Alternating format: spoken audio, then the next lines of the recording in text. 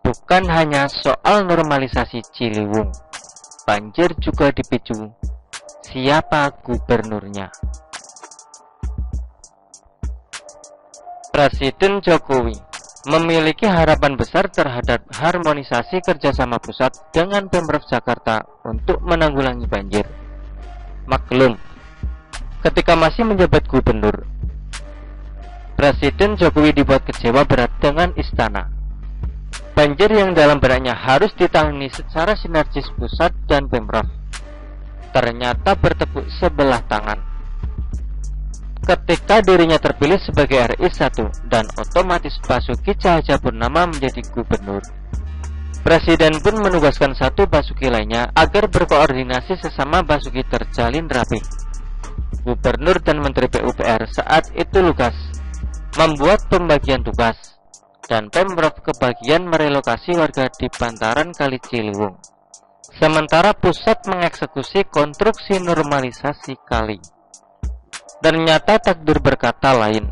Abbas sebagai pengganti tak sudi meneruskan program lama karena dia lebih suka terlihat mesra dan ramah kepada warga bantaran kali. Anti penggusuran pun didengungkan.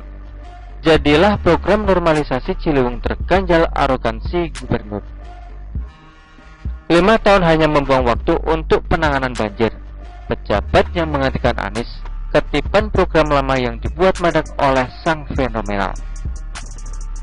Penjabat atau PJ Gubernur DKI Jakarta Heru Budi Hartono menyatakan pihaknya mengalokasikan 700 miliar rupiah untuk pembebasan lahan normalisasi Ciliwung.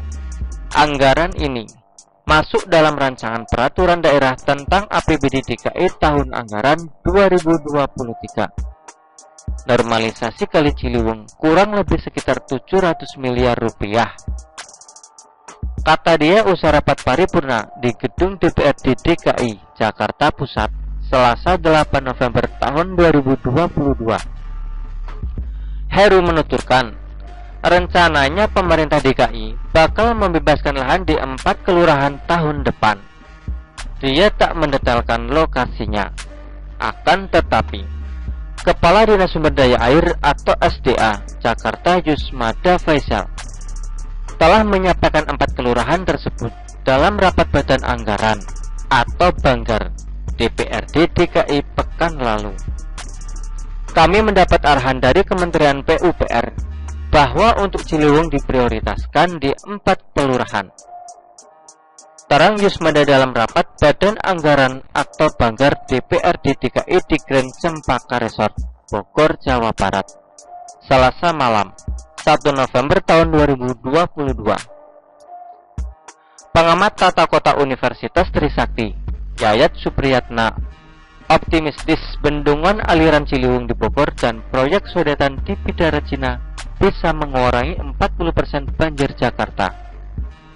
Menurut Yayat, hal tersebut sebetulnya sudah sesuai dengan kajian Kementerian Pekerjaan Umum dan Perumahan Rakyat atau PUPR soal manfaat pembangunan waduk di Ciawi dan Sukamahi yang bisa kurangi 30% wilayah banjir di Jakarta. Pembangunan waduk itu bisa kurangi potensi genangan yang terjadi. Artinya, dengan ditahannya air di waduk atau bendungan, potensi wilayah genangan bisa berkurang, ujar Yayat kepada Kompas.com, Rabu 9 November 2022. Intinya, persoalan banjir Jakarta ternyata ada kaitannya dengan kepedulian seorang gubernur. Karena sejak awal, Abbas hanya berkonsentrasi untuk memuluskan jalan menuju istana. Teriakan korban banjir di wilayahnya hanya dianggap angin sepoi yang membuat tidur nyenyak.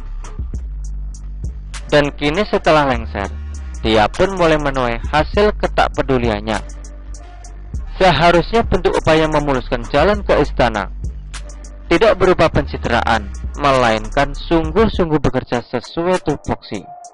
Namun karena bawaannya hanya sebatas mampu bicara, akhirnya buahnya adalah dibicarakan sebagai piawai berbicara semata.